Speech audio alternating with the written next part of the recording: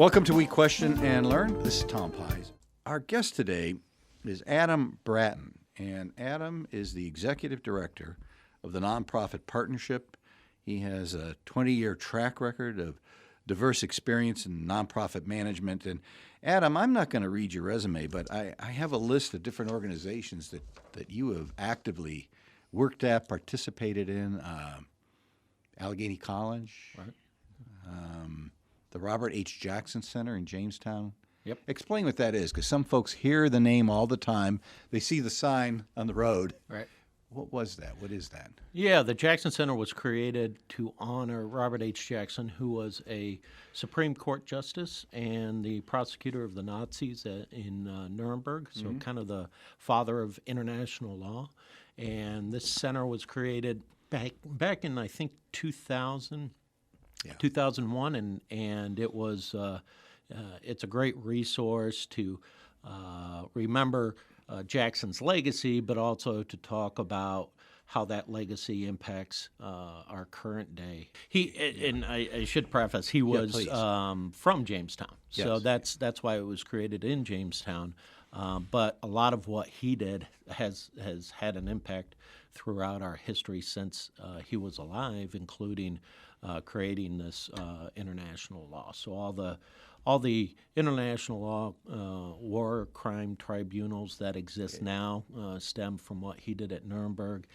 He had a number of important decisions, authored a number of important decisions on the Supreme Court in realms such as presidential power, which is certainly relevant right now, and that sort of thing. So it's got something to say about the past, but not only past, what it means for us now and in the future. You have a pretty good perspective on the nonprofit community. Yeah, I've had quite a background, and that was intentional. It was one of my goals in my career to serve a number of nonprofits, a variety of nonprofits, in a variety of roles. So I've been a executive director, a fundraiser, a communicator, advocate, so it's given me a great perspective, especially on what I do now. Could you explain to the folks that are just tuning in or who do not know, what is the nonprofit partnership? Sure. The nonprofit partnership was created by the Erie Community Foundation, originally as a program of the foundation, but became its own separate nonprofit in 2006-07. And it exists to build the capacity of the nonprofit sector in our region. So we have about 350, 365 nonprofit members, and so we represent most of the active nonprofits in the community, and we serve them in a variety of ways. Really, any way that they need is kind of our mantra. We try to address whatever questions or issues or needs that all our individual nonprofit members have, but we provide a lot of education, a lot of professional development, a lot of consulting, so organization-wide or individual consulting with, let's say, CEOs or fundraisers or board chairs. We provide a lot of kind of help desk services, so nonprofits will bring to us questions or issues or need things, and we find the solution for them. And if we don't know it in-house, we find resources or find people that can help them. So it's really we're really just a service organization for the nonprofit sector to build up their capacity to be able to do their job well and to hopefully be able to accomplish their missions in a more impactful way. That sounds so easy, but we know that there's much more to that. Where are you located now? Things have changed over the years. Sure. We are on the Erie Community Foundation campus, so we're downtown, 6th and Walnut, and the foundation received a generous gift from Mr. Hagan in honor of his, or in memory of his wife, Susie, and so we are in the facility that was renovated in memory of Mrs. Hagan, and that's a great location for us. We have meeting rooms, training room, offices. We're connected to the foundation as we both have complementary missions, them being the largest funder of nonprofits in the community and us being the capacity builders. So we work closely with the foundation, and that's important as we address the issues of the nonprofit sector. Quick question. What is capacity building? There's probably some nonprofits that would like to hear this definition as well. Sure. Well, capacity building is just, in very basic terms, building up an organization and the individuals within so they can do their work better. And that's really our goal, is to... And from the donor's perspective, this is very important.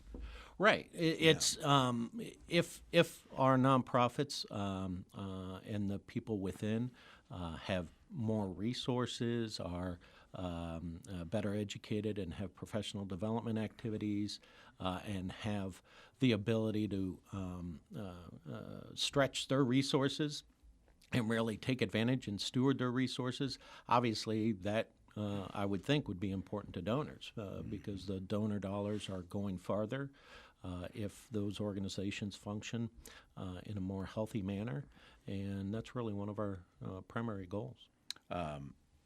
Your capacity, 2 staff members, yourselves. We were talking about your bad case of laryngitis subsequently. Right. You do a lot of teaching. Yeah, so we have a small staff, but we do a lot, and we also again partner with folks in the community, with funders, with the foundation, bring in experts within the community. We have a wealth of really educated people who have extensive experience in the sector, so they come in and help us teach our nonprofits. I do a lot of training in realms of governance in particular and fundraising. Those 2 categories seem to be the greatest need for our nonprofits. So we host workshops, educational programs, intensive trainings. Right now we have a fundraising course that we're teaching.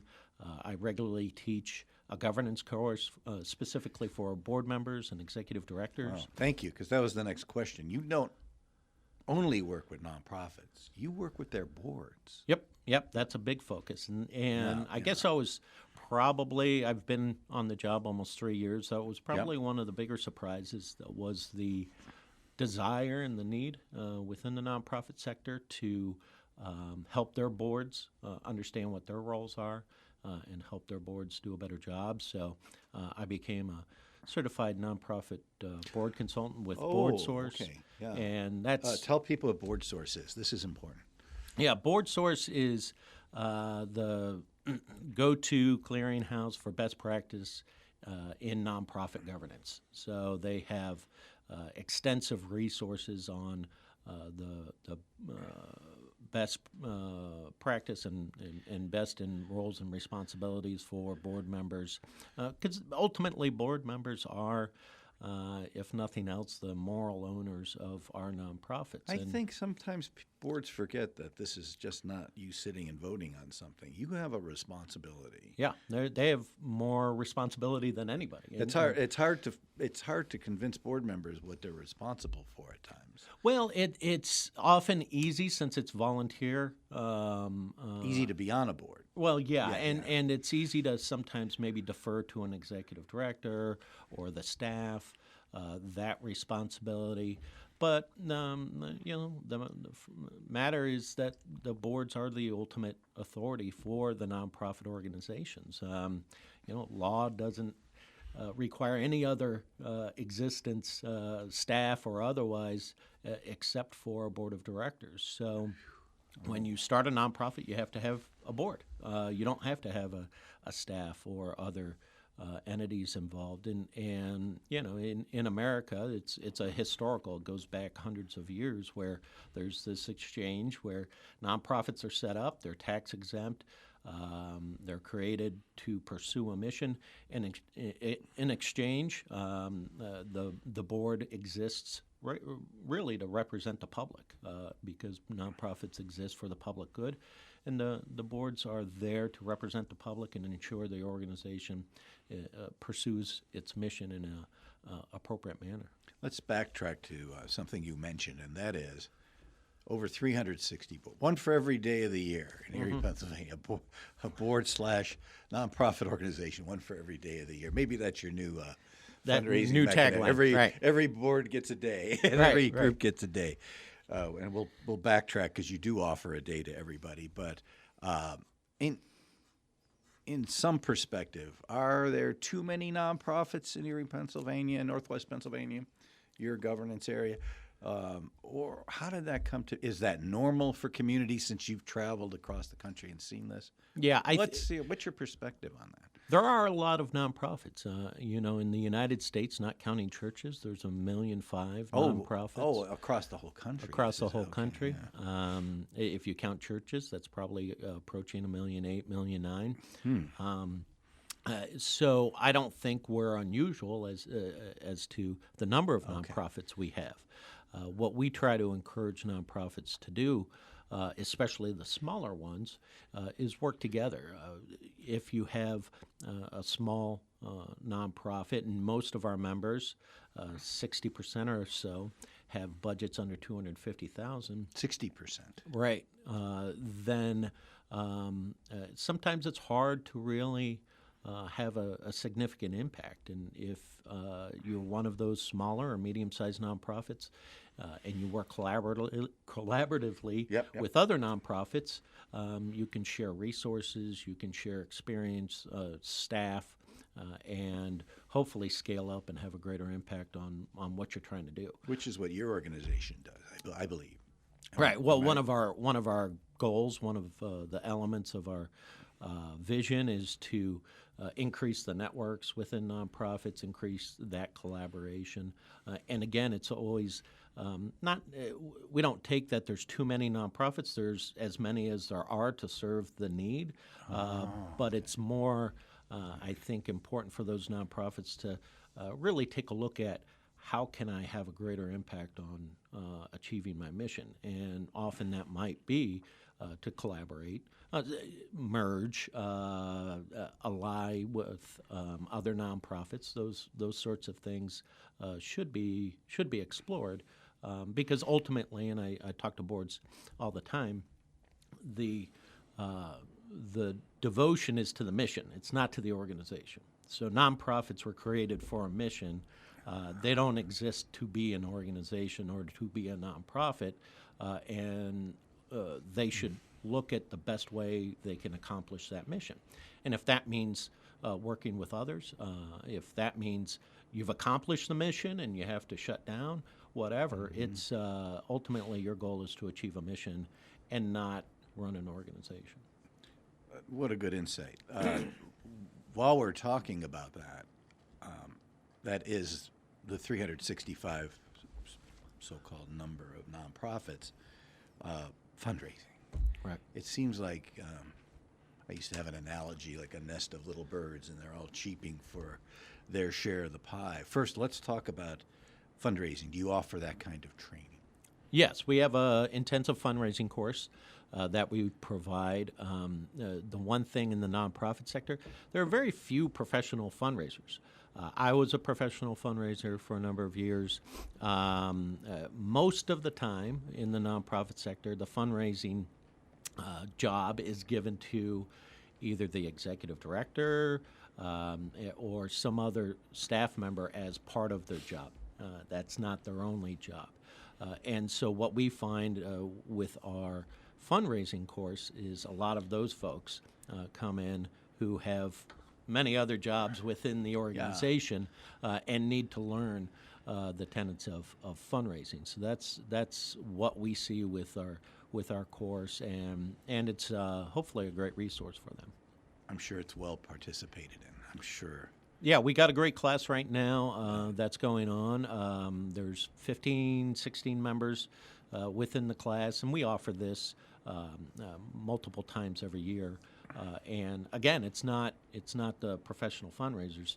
It tends not to be the professional fundraisers. It tends to be the folks who really need to learn And this on the would job. be open to board members as a suggestion, maybe? Oh, sure, Yeah? sure. Yeah? Anybody, our members, anyone on their staff or their boards can attend any of our sessions, and we encourage boards to at least have a background in education. It's not that they're necessarily going to be the ones to go out and fundraise, but hopefully if they have an understanding of what fundraising is and how to go about it, they can be partners with the organization, because ultimately fundraising requires investment by an entire organization, not just one person sitting in a silo trying to grab those dollars or be one of those fundraising guys right, or right, ladies, yeah, right. which is a difficult task in the 21st century for a lot of reasons. Before I get to that, fundraising on one end, the people asking for money. There's the need from the nonprofit to serve important community needs. Now, what is the capacity of our community? Do you know what I mean? The battery can only carry so many volts.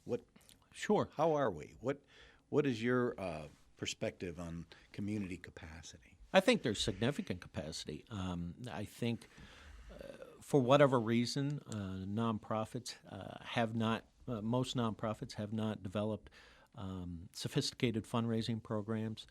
And I tell them all the time, you have great stories to tell. Spend some time telling those stories. Often, and it's commendable. Often they're just nose to the grindstone, trying to achieve their mission, serve people who really desperately need those services. And the thought of figuring out how to tell their stories to people outside of the organization or outside of their realm falls away and becomes just an extra duty. But I fully believe that if people hear the stories, they're going to invest in it. An example of when I was working at the Achievement Center hadn't really pursued fundraising in a significant way, didn't raise much money on an It was annual. good organization. Great organization. Well run. Yeah. A great facility. Outreach was wonderful. Training they did as well. Yeah. And they brought me in and a consultant in to do a capital campaign. And in 18 months, I believe, they raised close to $1.9 million after having raised very little to begin with. And, conversations over and over and over with donors was, why don't we know about you? Why don't we know what you're doing? This is exactly what we like to support. And these are individuals in the community who have significant resources to support the organization. So I think there's significant capacity within Erie to support our nonprofit sector. I think the burden's on the nonprofit sector to have to be able to tell their story and have a process in place to do effective fundraising. I think people get a little stressed. In the old days, people would ring your doorbell. From the vacuum cleaner salesman to, well, we're really going back to the coffee salesman. We're going way back.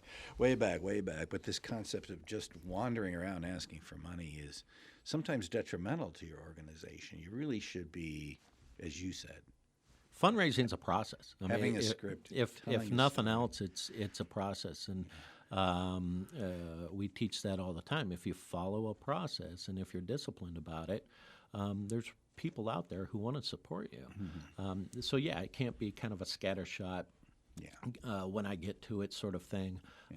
It has to be a disciplined process, and I see organization after organization, and had this conversation with my staff yesterday that we've got to figure out how to help these folks do a better job of telling their stories, because I go into these organizations and see this incredible work, people serving children and folks with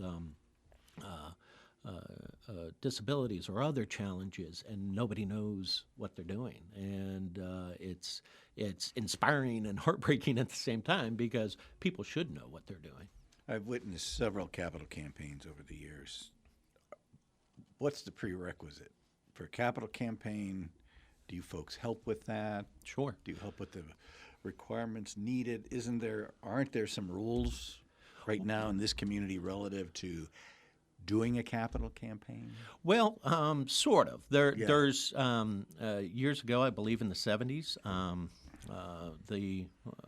number of funders, corporations, donors in the community started what is now called the Community Fund Drives Committee. And the Fund Drives Committee, which we staff, meets a couple times a year to engage with people who are organizations who are interested in pursuing capital campaigns. And it's really to help those organizations pursue those campaigns in a well thought out, appropriate manner, that the campaigns are scheduled out enough so they're not competing with each other for some of those limited resources.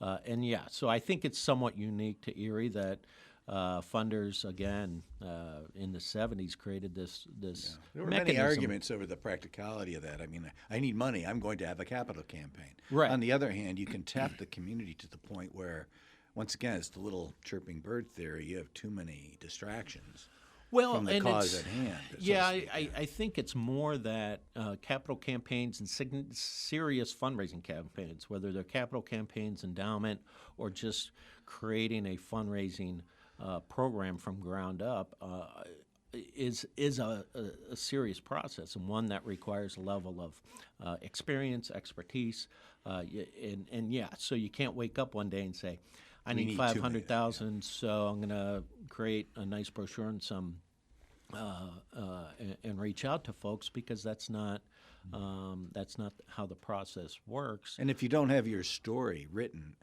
Right. and you haven't practiced telling it, Right. So doing that requires, again, a lot of preparation by nonprofits. You know, a successful capital campaign might take 3 years before you're really into it, just because of the preparation that you need to go through in order to be able to tell your story and have the infrastructure in your organization to be successful. Before we run out of time, there's two very neat things that you folks get involved with.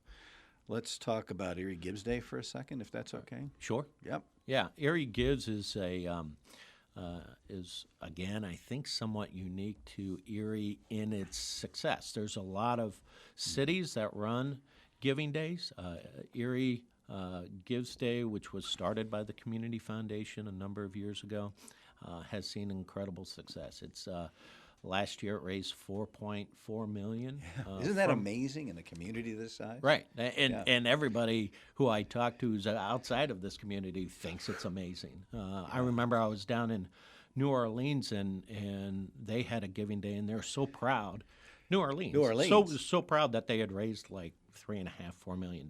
With all the stress that's been down there. Well, and I'm sitting in the audience. I'm like a city the size of New Orleans compared to Erie, and we're raising more money than they are, and it's a testament to the Community Foundation for launching this thing, and nonprofits have really embraced it. So I participated in Erie Gives Day as a fundraiser before I came on to the partnership, and I've just seen the growth in investment by the nonprofits, and this is a significant element of their fundraising practice now. So on an annual basis, people really look to Erie Gives as part of their fundraising infrastructure, and we've got some great ideas coming up for Erie Gives in 2019 that we'll be discussing in the near future. And like April or something? It's in August. Oh, forgive me. I'm jumping the gun. I don't want to rush it. No, no, it's August, right? Yep. I think this year will be a great year. And then the other huge event that I think the Nonprofit Partnership and the Erie Community Foundation as well should be proud of is Nonprofit Partnership Day. Right. Am I got the title right this year? Nonprofit Day. Nonprofit Day. Yeah, so it's a... Well, I gave you an extra plug. There you go. Yeah. It's a day-long conference that we host down at the Bayfront Convention Center in October, and it provides our sector access in a very inexpensive way to experts in the field, to networks with each other, to access to exhibitors and the private industry who can help them achieve their mission. And so, it's a Keynote great day. speakers of We have great import. Yep, we have great keynote speakers who come in, other speakers who come in from around the country, talking about governance and fundraising and communications and leadership. And this year's going to be a great year. We have some really two top-notch keynote speakers coming in. Jay Wilkinson and Lynn Wester.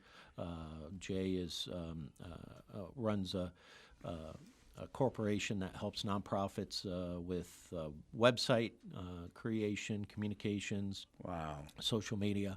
Yeah. And Lynn is a top-notch fundraising speaker and consultant, very funny. So we're looking forward to having Take them. the edge off a little, huh? Right. We're getting right. towards the end of the year. We're looking at our budgets going, uh-oh.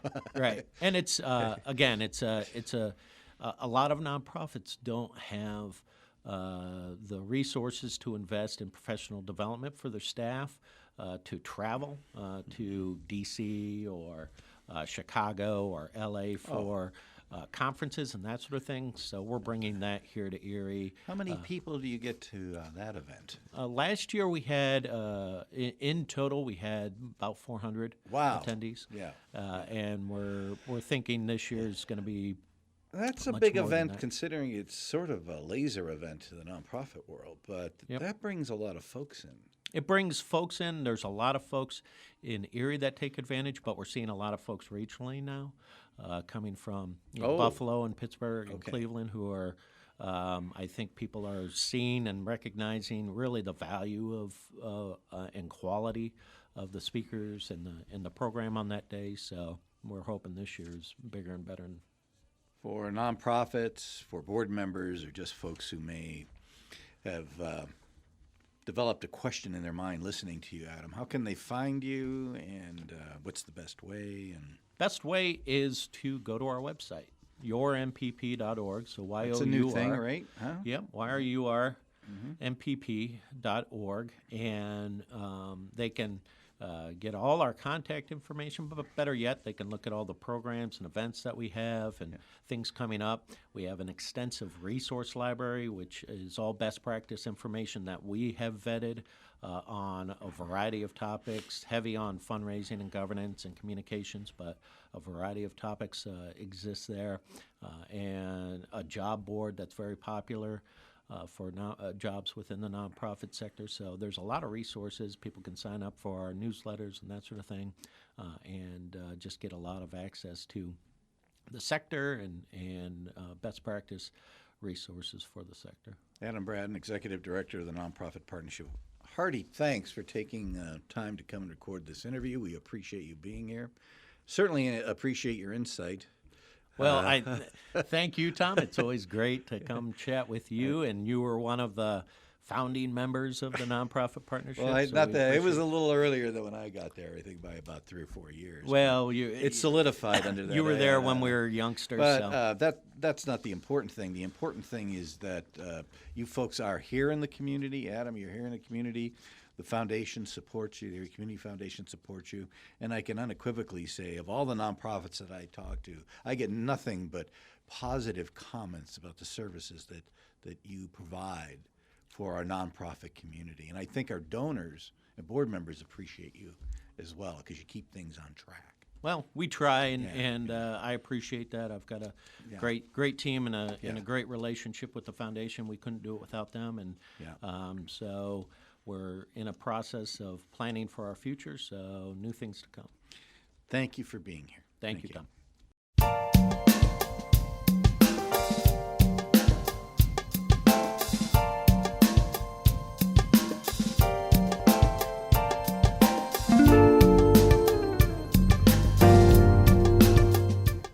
On NPR News, it's all about the story. People can surprise you anytime. The people behind movies, books, and music. Music is like a Rorschach test, when people hear what they want to hear. I'm Arun Roth, the new host of All Things Considered from NPR News, now coming to you every weekend from NPR West in Southern California. Sunday afternoon at 5 on WQLN Radio.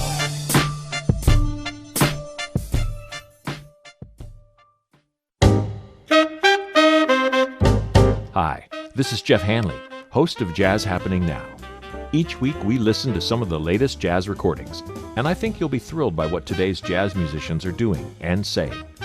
The recording industry has changed, but the music is as alive and as vibrant as ever. The future of jazz is happening right now, if you just listen. And please do. Sunday night at 6 on WQLN Radio. Powerful stories define who we are as human beings and connect us to each other. Our imagination is bigger than our identity. It was incredible. I used the term miracle. That was the driving force behind just to keep going. I'm Guy Raz. Join me each week for stories that will change your view of the world on the TED Radio Hour from NPR. Sunday morning at 10 on WQLN Radio's Sunday Brunch.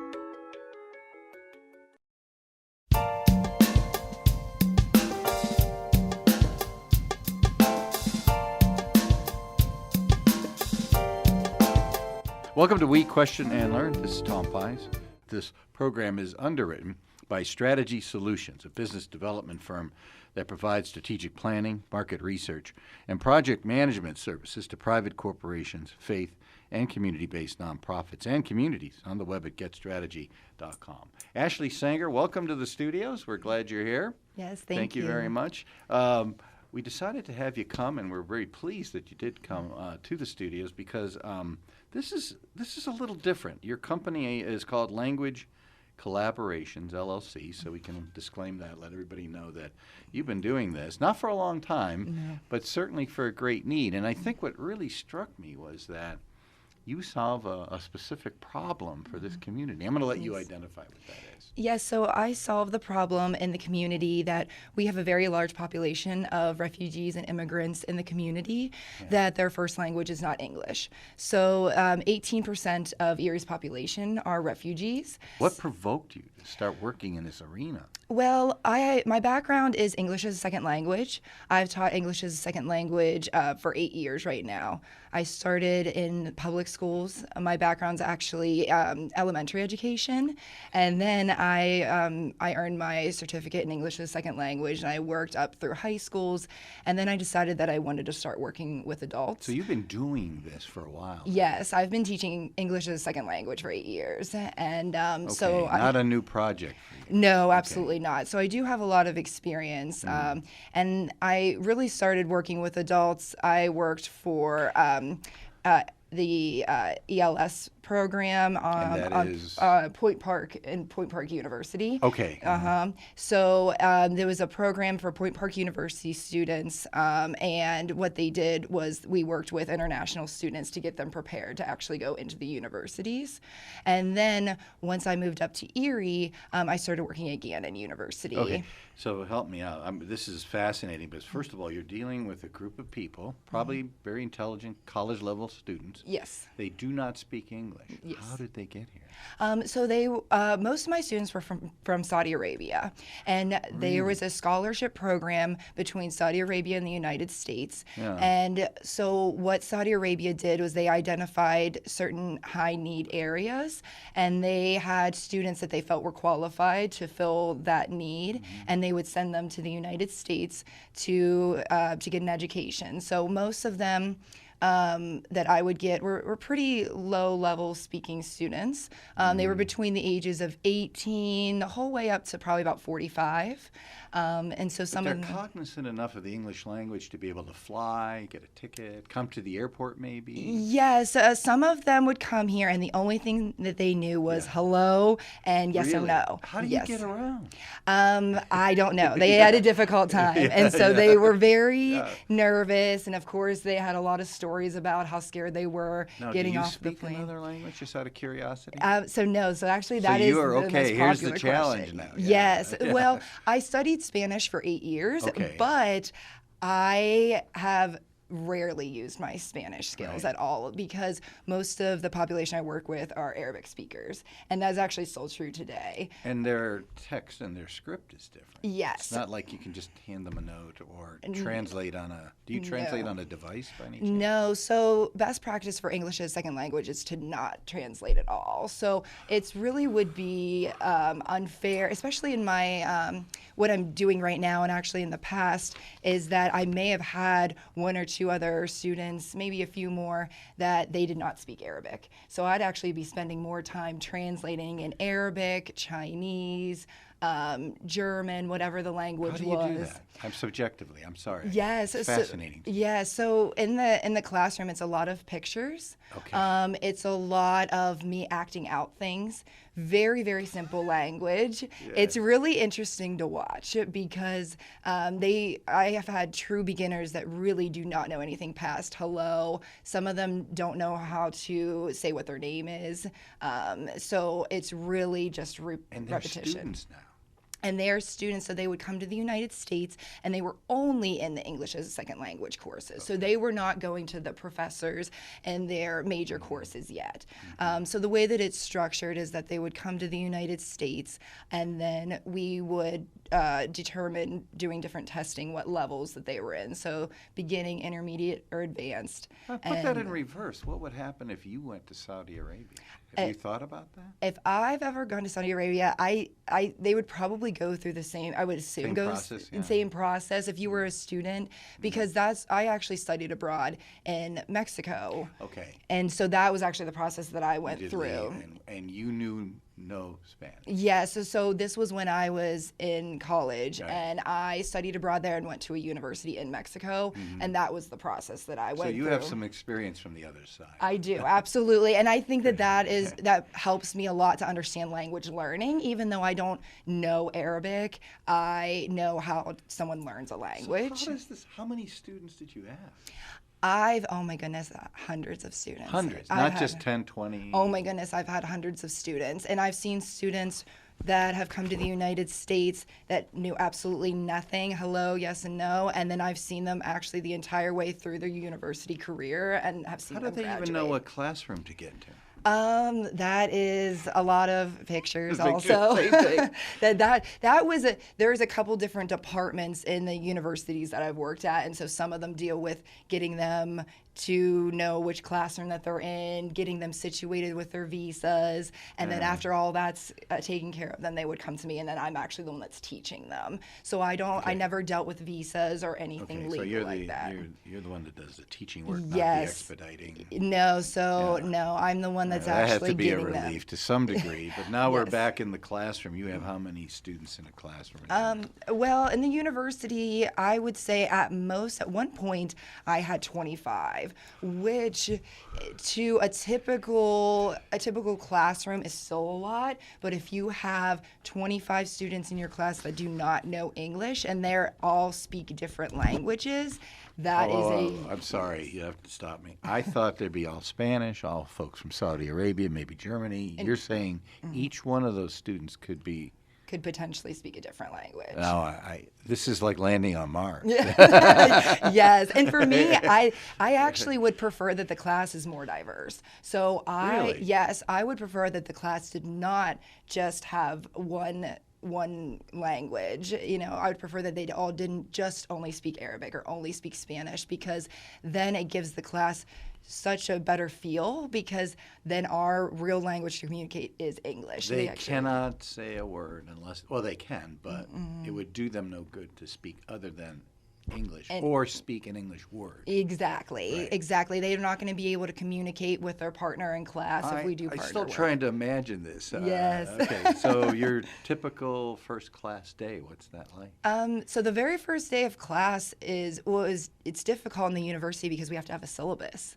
And so trying to communicate a syllabus to somebody that doesn't know English is very, very difficult. Yeah. And I mean, you have to go over it the first day of class. They have to understand the, plagiarism. That was a big issue. So understanding plagiarism, how do you explain to somebody that doesn't know English that you cannot copy from the person beside you? So I think you used the word plagiarism, but no crib notes, no cheating, no looking over your shoulder. That's what you really mean. No, exactly. And sometimes that is a cultural issue because they love to help each other. So the students that I've had, they don't want the other person to fall behind, so they don't realize that actually isn't what you should be doing. So in their country, it's fine to help another person. I actually have had students from a particular country. Maybe there's a lesson in life here. Maybe that's a good thing. Has this helped you or not helped? I think that it's very eye-opening, because to me, we're so used to that you are not allowed to plagiarize from or take content from someone else and use it as their own. But I've actually worked with students from a country that they thought, why would I make my own content? This person already did it in a professional way. So they would actually copy word from word to word. Off each other's papers. Off each other's paper, or they would go online and just copy and paste entire paragraphs from someone else. Copyright law or the way we deal with things. No, not at all. Yeah. And they didn't think that it was a problem at all because they said this is the professional. They know what they're talking about. I don't know what I'm talking about. Yeah. So here's the information from them. I'm still there. So you're in the class. It's the first day. Mm-hmm. Maybe a half dozen languages spoken in the audience, and they can't even talk to each other. Some of them cannot talk to each other at all. No, and sometimes that's okay. Benefit, yeah. That's actually a benefit sometimes, because then they really have to pull that language from somewhere. So the very first day, you're speaking English while you're doing this. Yes, I'm only speaking English the entire time. So there, you're the teacher. Exactly. And your first words would be, yes, good morning. Hello, my name is really? Mrs. Senger. Yes, exactly. And so that is me acting that out the entire time. Really? And so the very first day, if they're a true beginner, we're going to go through what everyone's name is, how to say hello, my name is. And then you do the round robin like we used to do in grade school. Exactly, because even my students now, nobody has ever taught them to say hello, my name is. So yes, and that's an issue that even the true basics they do not know at all. Now, that's not true for everyone, because sometimes I would have students that were very advanced that are able to write papers in English, but just need a little tweaking with their vocabulary. But the ones that are true beginners, nobody has ever taught them to. So going down to the cafeteria, the coffee shop is another unique experience for these folks, right? Yes. So every part of their life is going to be turned upside down, because now they're going to have to communicate that they want coffee, so they might just end up pointing to the coffee. Or if they have a friend that might speak a little bit better, maybe the person can say coffee for them. But there are a lot of them that they're unable to even communicate. You mentioned you had a syllabus, which you have to have prepared for these classes? Yes, we did have to have a syllabus in the university. No matter what the course was, you did have to have a syllabus, because you have to give them the actual guidelines for being a university student. So you cannot withhold that information. Okay, so the university reviews your syllabus. How do you write that? I'm sure there's places you've learned how to do this, right? Well, I think just from experience is that I know now how to run a classroom. When I first started teaching English as a second language, I was working with a kindergartner. So at that point, I didn't have to write a syllabus. But I probably started in the university level after I taught for about 4 years. And so then I know what to expect, what are proper objectives, what can actually be achieved in this time period. What university hired you to do this? So I worked recently at Gannon University. Huh? Yes, yes. So I taught at Gannon University in their English as a second language department. And they have quite a few. I know they have quite a few foreign students. Yes. So some of them will test into the English as second language classes, but just because they're international students, they may actually test out of that. So they might just go straight into the classroom. Right. But there are students then subsequent that you taught. Yes. A tremendous amount of students. A large number. Yes. So they decided that Gannon University, or just using that as a model, was a place for them to come in Erie, Pennsylvania? Yes. So a lot of them prefer, or I shouldn't say prefer, but a lot of them were given the choice of Erie, Pennsylvania, and they like it because the cost of living is so low. Yeah. Because they, a lot of students, especially from Saudi Arabia, they were given kind of like a stipend. And so here's the amount of money that you can use during this time period. The government gave them this money? Yes, the Saudi government said this is the amount of money that we're going to give you every month, and wherever you choose to study, that's so whatever system they have, where they run the gauntlet, so to speak, to be able to come to the United States and do this. There's a process there. Yes, absolutely. They had to go through a process, because they have to show that they are financially able to sustain life in the United States. So that's one of the situations. Then you have to take a language test. I'm still sitting there in your first class. Yes. Trying to understand. I know. How a lot of people are having... How long do you have to be able to have them communicate? Is it a month? Is it 6 months? Is it... Well, it depends. Especially university level, it's a lot more structured because it would go by semesters. Okay, so it's a semester. So it's a semester, and then eventually when I started working at Gannon, they actually made it, I believe it was 9 weeks. Now I'm not recalling. Numbers, yeah. Yes. But it's not like a couple of months. It's a full semester. Yes, it's typically a full semester would be about 18 weeks. And then they cut it down a little bit, so then you had a lot more specific things that you needed to cover in maybe 9 weeks time period. But they all have to be goals that are achievable. So, and that's really what I try to have realistic expectations for everyone. If the person does not know how to write a paper in English, and some of them have never written a paper in their own language, it's going to take a pretty significant amount of time. I remember way back in the 60s and 70s, the federal government would have language books, and you would literally have these, it was conversational, but in a book, and that was allegedly the best way to go because the State Department, United Nations all wanted, and they were learning this on a government book. It was like a telephone book. Now we get to the 21st century and you see this company advertising, we can teach you how to speak a language within weeks. Is that similar to what you do? Or? Well, I guess that it depends what the company is promising. Okay, but they also use visual components. Oh, very visual. Yeah, so, okay. I mean, even the students that I have now, some of them came to me and I've probably...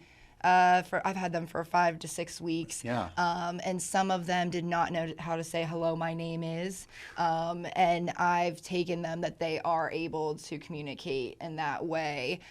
We've done a lot of safety. So the students that I'm working with now are actually employed in the Erie area. And when you say safety, what? So we teach a lot about, or I am specifically teaching those that are employed in Erie about safety a lot because that's the biggest issue that's facing. Okay, how to move about, communicate, where to go, where not to go. Yes, well, even something as simple as a fire extinguisher. 9/11, things like that. Well, actually, even more simple than that, things that they see around their workplace. Physical things around their workplaces that I really had to start from there is vocabulary. How to get out of the building. Yes, what an emergency exit is, what the fire extinguisher. All of my students, none of them knew the name for a fire extinguisher. What to do if you're ill. Exactly, or even a first aid kit. So none of them were able to ask for any of those things. They knew what they were. They knew what they were, but if there was an emergency, they could not say, can you get me the fire extinguisher? I did not. I had a student that he did not know what the fire alarm was. He didn't know that you had to pull it down and that it would set off. So they don't. So the environment where they're from is actually different. Yes. So everything about where they're at right now. So the environment that I'm in now is teaching a little bit different than the university level. University level, I was concerned with their academic performance, so I'm making sure they're speaking in complete sentences. All right. So now we're into the real world where you're outside academia. You actually teach individuals how to survive in the business world. Yes. So you've gone from the university setting, which is somewhat controlled. Yes. It's classrooms and hallways and buildings and a campus. Now you're in the real world, so to speak. What type of work do you do now? So right now I'm a lot more focused that it is strictly about the business that they are employed in. Is manufacturing? Yes. Right now I'm working in a manufacturing business. Environment, yes. And so right now I am not concerned with whether they can write a paper or not. I don't care if they can write an MLA, APA, that doesn't matter. So these people are here to work. They are here to work. So this is a totally different population than I was working with in the past. So a totally different situation because my students at the university level had a visa that they were not allowed to work. They were only allowed to be a student. And now I have immigrants, refugees that they are here, that they are going to eventually become citizens. They're not going back to their country for whatever reason that is. The government knows this. The government sponsors this. Yes, they have a green card. They have a green card. Yes, absolutely. They've all run the gauntlet to get into the United States, whatever requirement that is. I'm not sure, but they are here legally. Absolutely, yes. And they're here to work. Absolutely. They are only here to work. And so what I'm doing is actually providing them with the English courses that they wouldn't have had otherwise, because my students now, the feedback from them was that they used to be able to go to English classes at nonprofits in Erie, but because they started working, now they can't go.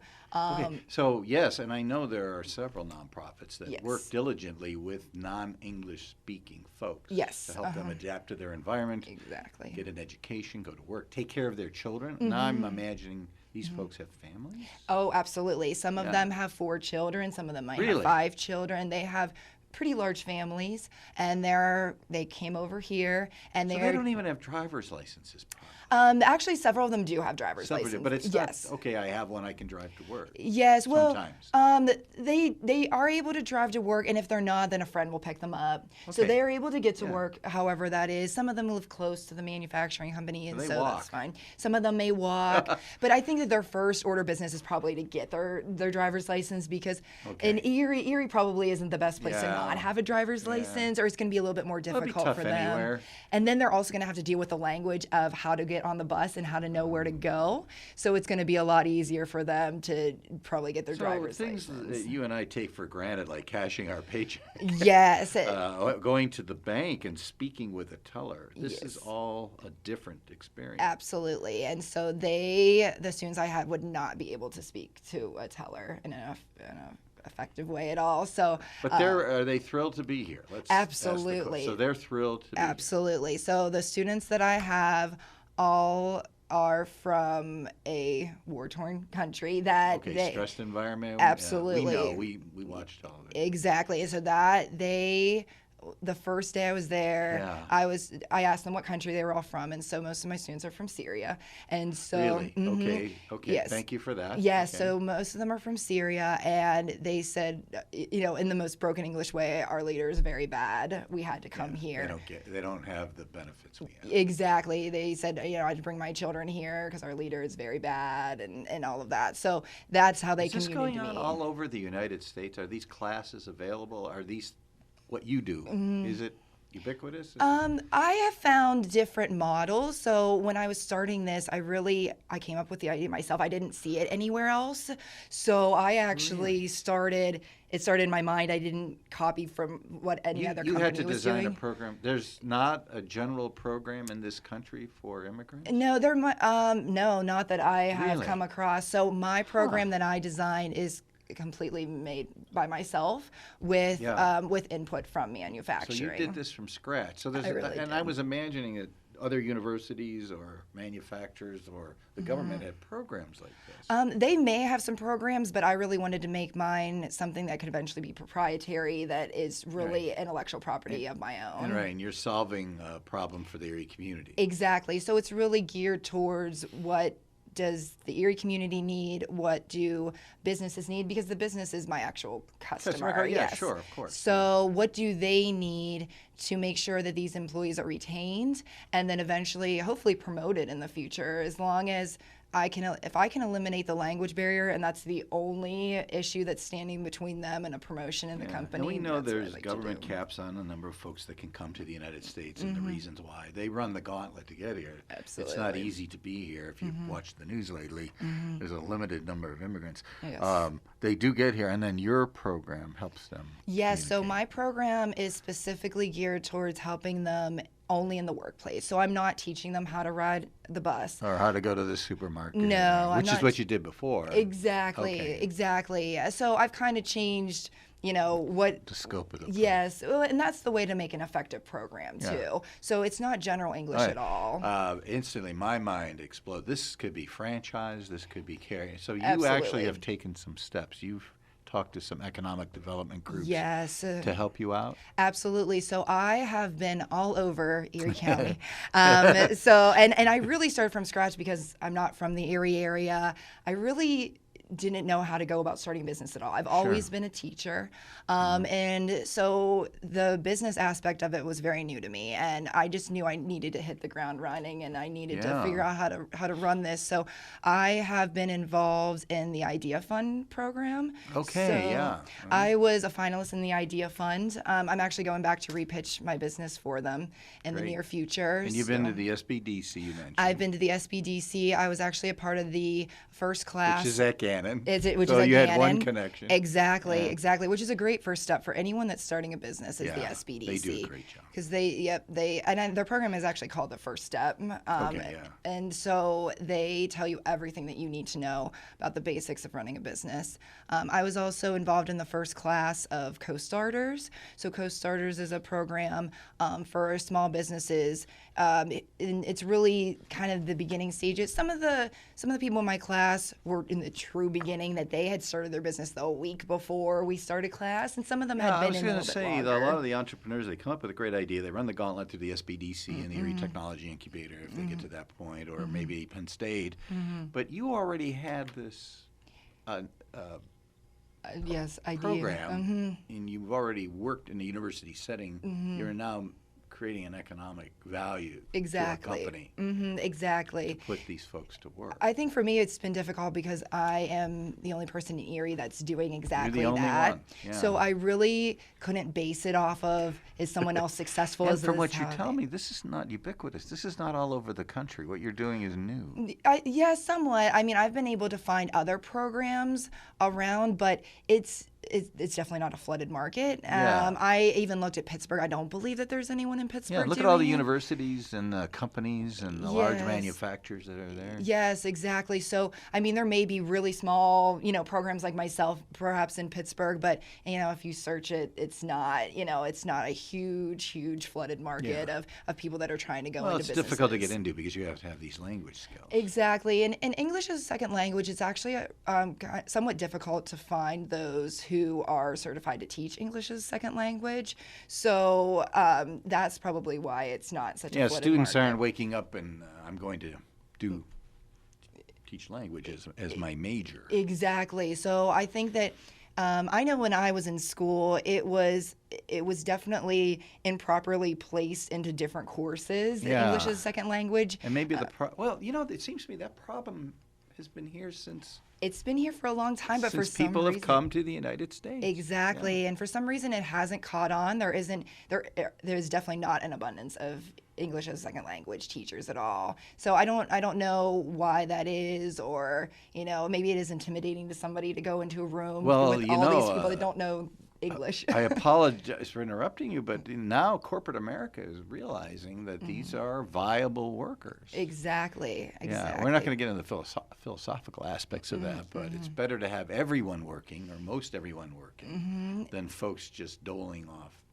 society or the government. Exactly. To have these folks escape a horrible environment and come to work in America. That's what we're all about. That's the Statue of Liberty. You're helping out. Exactly. So if I can eliminate the language barrier for them, then it's up to them to continue on. Yeah, and that would be good, whether it would be for business or just their own social good. They might turn out to be artists, writers. Exactly. And that was part of when I talk about my business, that it affects the business obviously, because they're actually the customer, and then they're going to see an improvement in safety and the quality of their employees. And of course it affects the employees because now they're able to communicate with their coworkers, their superiors, and they can go home, and if they have children in the school system, they're getting English as second language. It affects us all that they're able to do this. Exactly, and it affects the community too. So the more that they're able to communicate and do all that is for the good of Erie. Ashley, you're outstanding at what you do. Your project is wonderful. You have a good deal of experience at it, obviously, from your resume. Yes.